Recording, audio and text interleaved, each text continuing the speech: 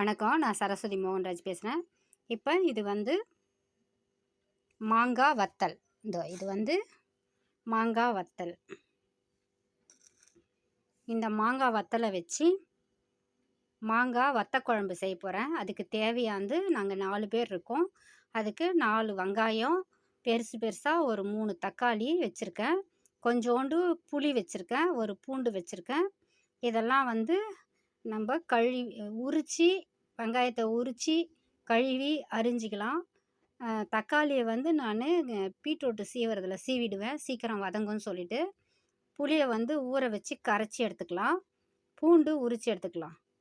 இப்போ இதை வச்சு வத்த குழம்பு செய்ய போகிறேன். எப்படி செய்யலாம்னு செய்கிறேன் பாருங்கள்.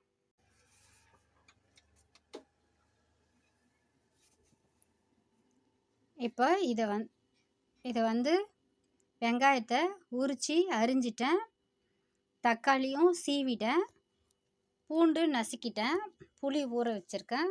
இப்போ இந்த வத்தலில் வந்து நம்ம வத்த குழம்பு வச்சுட்டு செஞ்சுக்கலாம்.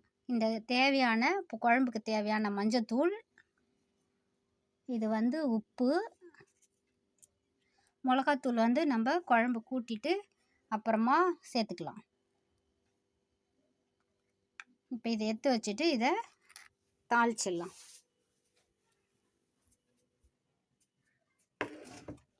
கேஸ் பற்ற வச்சு எண்ணெய் ஊற்றிட்டேன். இப்போ இதை கடுகு போட்டுடலாம்.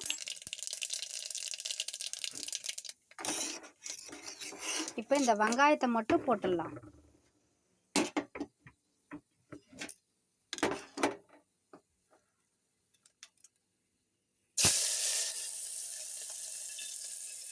இதை போட்டுட்டு வெங்காயம் நல்லா பொன்னிறமாக ஆனதுக்கப்புறம் தக்காளியை போட்டு வதக்கிடலாம்.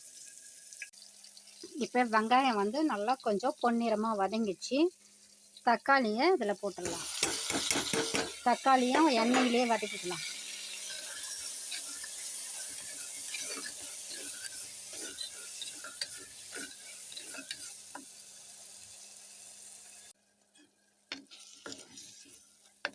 தக்காளியும் நல்லா பொன்னிறமாக வதங்கிச்சு. ஃபுல்லாக வச்சிட்றேன்.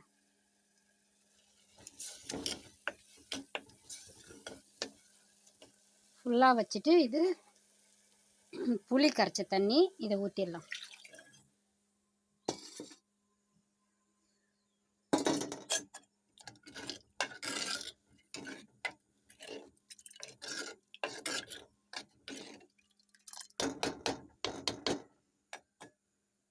நமக்கு குழம்புக்கு தேவையான தண்ணி ஊற்றிக்கலாம். இது வந்து அரிசி கழுவின தண்ணி நான் எடுத்து வச்சுருக்கேன்.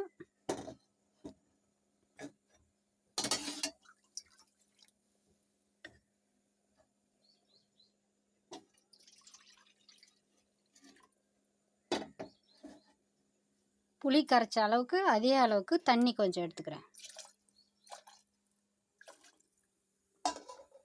4 பேருக்கு குழம்பு வேணுன்றதுனால கொஞ்சம் தண்ணியாக வைக்கிறேன். கட்டியாக வேணுன்றவங்க கொஞ்சமாக தண்ணி வச்சுக்கலாம், குறைச்சிக்கலாம். இப்போ இதில் வந்து ஒரு கொதி வந்த உடனே மாங்காயும் இப்போயே மிளகாத்தூள் போட்டுடலாம்.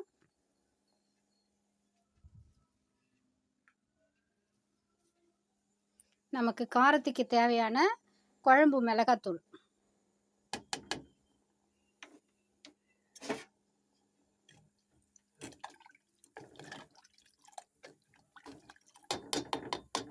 இது நல்லா ஒரு கொதி 2 கொதி வந்த உடனே மாங்காயை போட்டு மறுபடியும் ஒரு கொதி வந்த உடனே இறக்கிட வேண்டியதான். இதான் மாங்காய் வத்த குழம்பு. குழம்பு வந்து சுண்டி வந்துருச்சு. இதில் வந்து நம்ம மாங்காய் வத்தலை போட்டுருவோம். அதே மாதிரி ஒரு ஸ்பூன் வெல்லம் போடுறேன். காரக்குழம்புக்கு எப்பயுமே வெல்லம் போட்டால் கொஞ்சம் டேஸ்ட்டாக இருக்கும், அதனால் போடுறேன்.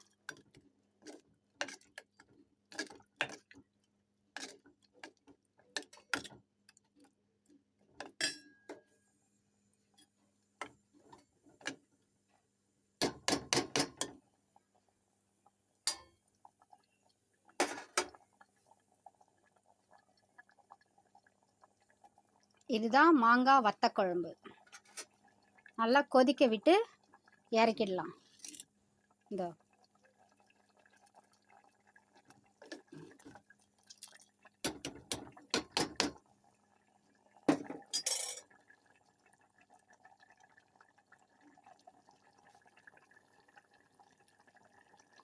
இது மாதிரி நீங்களும் செஞ்சு பார்த்துட்டு எனக்கு கமெண்ட் பாக்ஸில் கமெண்ட் பண்ணுங்கள், லைக் பண்ணுங்கள், ஷேர் பண்ணுங்கள், சப்ஸ்கிரைப் பண்ணுங்கள்.